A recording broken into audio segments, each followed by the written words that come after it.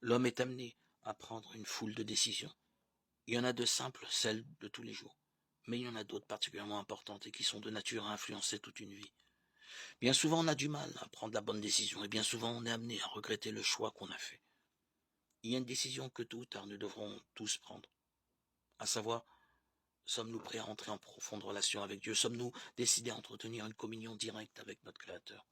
Sommes-nous prêts à accepter l'amour de Dieu en son Fils Jésus-Christ et à lui confier notre vie? La Bible, la parole de Dieu nous dit, si c'est de tout votre cœur que vous revenez à l'Éternel, ôtez du milieu de vous les dieux étrangers. Dirigez votre cœur vers l'Éternel et servez-le, lui seul, et il vous délivrera. 1 Samuel 7,3. Dans le contexte biblique, que signifie l'expression revenir à l'Éternel?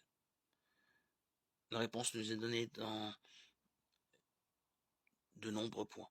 Par nature, l'homme est séparé de Dieu par le péché et de ce fait ne peut se situer devant lui. La conséquence du péché, c'est la mort et la damnation éternelle. Nous devons accepter le fait que nous sommes pécheurs, reconnaître nos péchés, nous en repentir et les confesser au Seigneur. La vraie repentance consiste à vouloir commencer une nouvelle vie avec Dieu. 2 Corinthiens 5, 17. Dieu nous aime et ne veut pas que nous soyons perdus. C'est la raison pour laquelle il envoya son Fils, Jésus-Christ, dans le monde afin qu'il nous libère de tout péché.